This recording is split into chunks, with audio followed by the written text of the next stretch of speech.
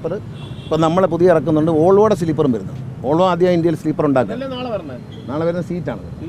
ഒരു അടുത്ത മാസം 2 തട്ടായിട്ട് കിടക്കാവുന്ന ഓൾവോയുടെ ആദ്യത്തെ സീറ്റിംഗ് വണ്ടി നമുക്കാണ് വരുന്നത്. സീറ്റ് മാത്രം, ബെഡ് മാത്രമുള്ള വണ്ടി അവരാദ്യമായിട്ട് ഇന്ത്യയിൽ ഉണ്ടാക്കുകയാണ്. 2 ഡ്രൈവർമാർ പോകും മൊത്തം. ഒരു വണ്ടിക്ക് 6 ഡ്രൈവറെ വെച്ചിട്ടുണ്ട്. ഡ്രൈവറും കണ്ടക്ടറുമായിട്ട് മാറി മാറി ഓടിക്കും.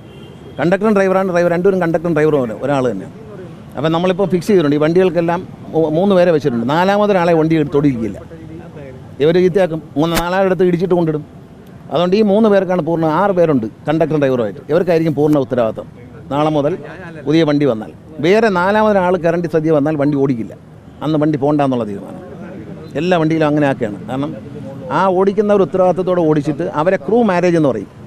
തമിഴ്നാട്ടിൽ ഇത് പണ്ടുമുണ്ട്. ഡ്രൈവറും കണ്ടക്ടറും ഒരു വണ്ടി കൊണ്ടങ്ങ് ഫിക്സ് ചെയ്ത് കൊടുക്കാൻ. അപ്പോൾ 2 ഡ്രൈവറും 2 കണ്ടക്ടറും ഒരു വണ്ടി കൊണ്ടങ്ങ് ഫിക്സ് ചെയ്ത് കൊടുക്കും. ആ വണ്ടി അവർ നോക്കിക്കൊള്ളണം. മാനസികമായിട്ടും അവർക്ക് അത് അവരുടെ ഒരു സ്വന്തം വണ്ടിയായിട്ട് തോന്നുന്നു, കുടുംബത്തിലെ പോലെ. കാര്യം വെച്ചാൽ ഈ അവർ മാത്രം അത് ഹാൻഡിൽ ചെയ്യുമ്പോൾ എൻ്റെ ബസ് എന്നൊരു തോന്നലുണ്ടാവും. അതൊരു നല്ല സൈക്കോളജിയാണത്. അല്ല, അത് വേണം. അതിൻ്റെ അവരുടെ ഒരു ക്രൂ മാരേജ് എന്ന് പറഞ്ഞാൽ അവരുടെ സ്വന്തമാണെന്ന് തോന്നിയാലേ അവരത് ചിലർ ബസ്സിനെ നല്ല അലങ്കരിച്ചൊക്കെ വയ്ക്കും.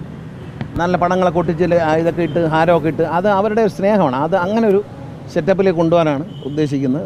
വരും ഘട്ടം ഘട്ടമായി ഇത് മുഴുവൻ എല്ലാ ലോക്കൽ ബസ്സുകൾ പോലും ഡ്രൈവറേയും കണ്ടക്ടറേയും ഒരുമിച്ച് അങ്ങാക്കി വണ്ടി ഞാൻ കൈ കൊടുക്കാൻ. അങ്ങനെ കൊടുക്കുമ്പോൾ അവർക്ക് ആ താല്പര്യം വന്നാൽ നന്നായി. പണം വണ്ടി ചീത്തയാക്കുന്നു, വണ്ടി ഡാമേജ്, മെക്കാനിക്കലും ചീത്തയാക്കുന്നു, വണ്ടി ഇടിക്കുകയും ചെയ്യുന്നു. ഇത് രണ്ടും ഒഴിവാക്കാൻ വേണ്ടി. പിന്നെ ഈ ഡ്രൈവർമാരെ ഉറങ്ങാൻ സമ്മതിക്കില്ല. അതായത് ഈ മേലുദ്യോഗസ്ഥന്മാർ ഇവരിപ്പോൾ ഒരു ഡ്യൂട്ടി കഴിഞ്ഞ് വരാണ്, ലോങ് ഡിസ്റ്റൻസ്. വന്ന് കിടന്നുറങ്ങുമ്പോഴേ ഒന്ന് എറണാകുളം വരെ പോകണം, ഒന്ന് വരാൻ പറയും. അന്ന് അവധിയാണ്, ശരിക്കും ഓഫാണ്. ഈ ഓഫ് സറണ്ടർ ചെയ്തിട്ട് അന്ന് ശമ്പളം കിട്ടും. ഇവരെ കൊണ്ട് വണ്ടി ഓടിപ്പിക്കും, ഇവർ കൊണ്ട് ഇടിക്കും. അതുകൊണ്ട് ഇനി സറണ്ടറിങ് ഇല്ല. ഇനി ലീവ് സറണ്ടർ ചെയ്യാൻ പറ്റില്ല. ഓഫുള്ള ദിവസം ഓഫ് എടുത്തോണം. അത് സറണ്ടർ ചെയ്തിട്ട് പോകാൻ പറ്റില്ല, പൈസ കൊടുക്കില്ല. അവരെ വിളിക്കാൻ പാടില്ല. പകരം വേറെ ഡ്രൈവറെ വെച്ച് ഓടിച്ചോണം. ഒരു കാരണവശാലും ഈ ഉറങ്ങാൻ പോയിരിക്കുന്ന ഡ്രൈവറെ വിളിച്ച് വണ്ടി ഓടിക്കാൻ സമ്മതിക്കില്ല. അത് അവസാനിപ്പിച്ചില്ല. അത് അപകടം ഉണ്ടാക്കുന്നു. കാരണം നമ്മൾ അപകടം ഉണ്ടാക്കുന്ന കാരണങ്ങൾ കണ്ടുപിടിച്ചപ്പോൾ ഒരു പ്രധാന കാര്യം ഇതാണ്. കാരണം തലേ ദിവസം ദൂരെ യാത്ര കഴിഞ്ഞ് വന്നിരിക്കുന്ന ഡ്രൈവറാണ്. വന്ന് കിടന്ന് ഉറങ്ങുമ്പോൾ വീണ്ടും വിളിക്കുകയാണ് മേലുദ്യോഗസ്ഥൻ, ഇന്നൊന്ന് വണ്ടി ഓടിക്കാൻ ആളില്ല, വാ നോക്കി വിളിക്കാൻ. ചെല്ലുക, ഓടിക്കുക, എവിടെയെങ്കിലും ഇടിക്കുക, ഉറങ്ങിപ്പോവും അവർ. അപ്പം ട്രാൻസ്ഫർ അല്ലേ, അല്ലെങ്കിൽ സസ്പെൻഷൻ അല്ലേ, ഇത് അതല്ലെന്ന്. മറ്റേ സ്നേഹഭവനിൽ 3 ദിവസം പോയി ക്ലീൻ ചെയ്യാനും പിടിക്കാനും നിർത്തി കൊടുത്തത്, അങ്ങനെ ഒരു സംഭവം ഉണ്ടായി. ട്രാൻസ്പോർട്ടിലല്ല, ഈ പിള്ളേരൊക്കെ വണ്ടി റോങ്ങായിട്ട് ഓടിക്കുമ്പോഴേ അവരെ സ്വഭാവം നന്നാക്കാൻ വേണ്ടി ഒരു ഇതുപോലെ ഈ ഗാന്ധി ഭവൻ പോലുള്ള സ്ഥലങ്ങളിൽ അയക്കും. ഇവരെ ഈ ഒരു അമച്വറായിട്ടുള്ള ബിഹേവിയർ മാറാൻ വേണ്ടിയിട്ട് ഒരു സേവനം ചെയ്യാമെന്ന് നിയമത്തിൽ പറയുന്നുണ്ട്. ആ സേവനത്തിനാണ് വിടുന്നത് പലപ്പോഴും. അങ്ങനെ ഒരു ജീവകാരുണ്യ പ്രവർത്തനം ഒരു 4-5 ദിവസം ചെയ്തിട്ട് വരിക. ഇപ്പം അത് മാത്രമല്ല, ഇപ്പം ലൈസൻസ് അങ്ങ് സസ്പെൻഡ് ചെയ്യും. മദ്യപിച്ച് വണ്ടി ഓടിച്ചാൽ സസ്പെൻഡ് ചെയ്യണം. സസ്പെൻഡ് ചെയ്ത് കഴിഞ്ഞാൽ അവരൊരു ട്രെയിനിങ് സെൻ്റർ ഉണ്ട് എടപ്പാളിൽ. അവിടെ പോയി 5 ദിവസമുള്ള ട്രെയിനിങ് ഉണ്ട്. ട്രെയിനിങ് സർട്ടിഫിക്കറ്റ് വാങ്ങിച്ചുകൊണ്ട് വന്നാൽ മാത്രമേ ഉദ്യോഗസ്ഥന്മാർ ലൈസൻസിനെ പുതിയ മാറ്റി കൊടുക്കും.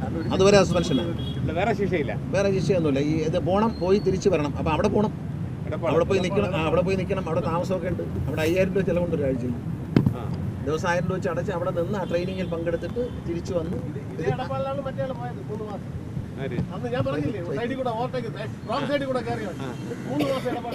ഇപ്പോഴും ഡ്രൈവർമാർ നമ്മൾ KSRTCയിലും അങ്ങനെ കുഴപ്പം കാണിച്ചാൽ നമ്മളത് ട്രെയിനിങ് കഴിഞ്ഞ് തിരിച്ചു വരിക. ആരെയും ഈ മദ്യപിച്ച് പോകുന്ന എല്ലാവരും പിടിച്ചു കഴിഞ്ഞാൽ ഇപ്പോൾ പോലീസും മോട്ടോർ വെഹിക്കിൾ ഡിപ്പാർട്ട്മെൻറ്റ് അപ്പം തന്നെ സസ്പെൻഡ് ചെയ്യണം. ഇത് അവർ സസ്പെൻഡ് ചെയ്യും, പോലീസ് റിപ്പോർട്ട് കൊടുക്കാം.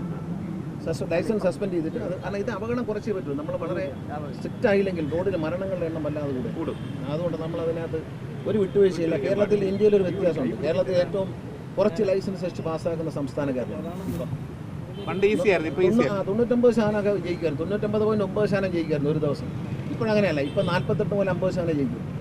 ഒരു ദിവസം 100 പേര് ടെസ്റ്റ് എഴുതിയാൽ അതിൽ 48 പേരോ 50 പേരോ ജയിക്കത്തുള്ളൂ. പിന്നെയും വരണം. വീണ്ടും അവർ വളരെ സ്ട്രിക്റ്റാണ്. അങ്ങനെ നിസ്സാരമായി കണ്ടുകൊണ്ട് ലൈസൻസ് കൊടുക്കുന്നത് നിർത്തിയില്ലെങ്കിൽ നാളെ ഇതുപോലെ അപകട മരണങ്ങൾ കൂടിക്കൊണ്ടേയിരിക്കും. കാരണം വണ്ടി ഓടിക്കാൻ അറിയാത്തവരാണ് പലരും. ഈ അടുത്ത കാലത്ത് മാധ്യമങ്ങൾക്കറിയാം, തിരുവനന്തപുരത്ത് ഇഞ്ചക്കൽ ഒരാൾ കൈതളി 2018 എടുത്ത ലൈസൻസാണ്. കൈതളിയാൻ ഇറങ്ങി, ഒരാൾ ഇടിച്ചും കൊന്നു. കൈതളിയാൻ ഇറങ്ങിയത് ഇപ്പോഴാണ് ഡ്രൈവിംഗ് പഠിക്കുന്നത്. 2018 ലൈസൻസ് കിട്ടിയ ആളാണ്. പക്ഷേ ഇപ്പോഴാണ് ഡ്രൈവിംഗ് വണ്ടി ഓടിക്കാൻ ഇറങ്ങുന്നത്. ഇറങ്ങിയപ്പോഴത്തേക്കും ഇടിച്ചു, ആൾ മരിച്ചു. ഒരാൾ റോഡേ പോകുന്നവർക്ക് ഇടി കിട്ടിയില്ല. അതുകൊണ്ട് അങ്ങനെ ഇടി കിട്ടണ്ട എന്ന് വിചാരിച്ചുകൊണ്ടാണ് പല സമ്മർദ്ദങ്ങളുണ്ടായിട്ടും ഗവൺമെൻറ് അത് വിട്ടുകൊടുത്തില്ല. കാരണം പല സമ്മർദ്ദവും വന്നു.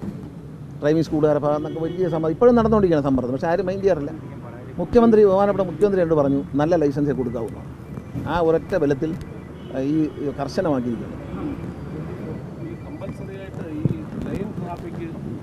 ഇത് ചെയ്യാനായിട്ടൊക്കെ അത് ഒരു ഭയങ്കര അത് ഒരു കാരണവശാലും ആരും നോക്കാറില്ല എന്നുള്ളൊരു വലിയ കഷ്ടമാണത്. അല്ലാതെ നമ്മൾ പരിശോധിച്ചുകൊണ്ടിരുന്നു. പക്ഷേ ഈ തൃശ്ശൂരൊക്കെ റോഡെല്ലാം പൊളിച്ചിട്ടിരിക്കുകയാണ്, ഒരു ലൈനും ഇല്ലാത്ത നിലയിലേക്ക്. അല്ല, ലൈൻ ഉള്ളിടത്തെങ്കിലും അത് നോക്കി പോകാനായിട്ടേ. ഡ്രൈവിംഗിൽ ഇപ്പം ലൈൻ ട്രാഫിക് പഠിപ്പിക്കുന്നുണ്ടല്ലേ? KSRT ഡ്രൈവിംഗ് സ്കൂളുണ്ട്, അവിടെ ലൈൻ ട്രാഫിക് പഠിപ്പിക്കുന്നുണ്ട്.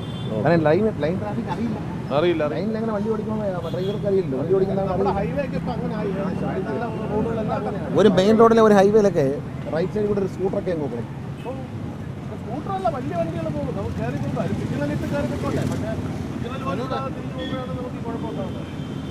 ഞാൻ KSRTയിൽ വെച്ചൊരു പടം ഉണ്ടല്ലോ, കണ്ടില്ല? കയ്യും തലയും പുറത്തിടും ബാസിയുടെ.